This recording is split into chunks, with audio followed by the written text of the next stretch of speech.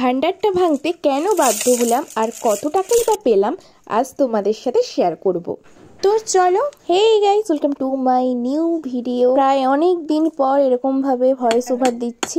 আসলে আগের মতন আর সময় পেয়ে উঠি না ভিডিও এডিট করার। তো যাই হোক, আচ্ছা এবার বলি কেন আমি ভান্ডারটা ভাঙতে বাধ্য হলাম।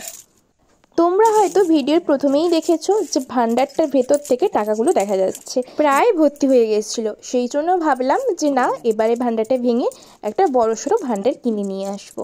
তো সেই মতো ভান্ডারটা ভেঙে টাকা গোনা শুরু করে দিয়েছি। এরই মধ্যে তোমাদের বলছি, কে কোথা থেকে আমার ভিডিওটা দেখছো প্লিজ কমেন্ট বক্সে কিন্তু জানিও।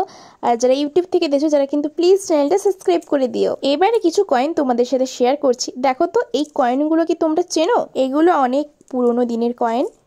আর এই কয়েনগুলো কেউ যদি দেখে থাকো বা চিনে থাকো কমেন্ট কিন্তু জানিও। আর কেউ যদি না জেনে থাকো তার এই ডিটেলসে আমি অন্য একদিন ভিডিও করে দেখিয়ে দেবো। আচ্ছা, এবারে এই ভিডিওগুলো দেখে কি তোমরা বুঝতে পারছো যে আমি কত টাকা সঞ্চয় করতে পেরেছি এই ভান্ডারে?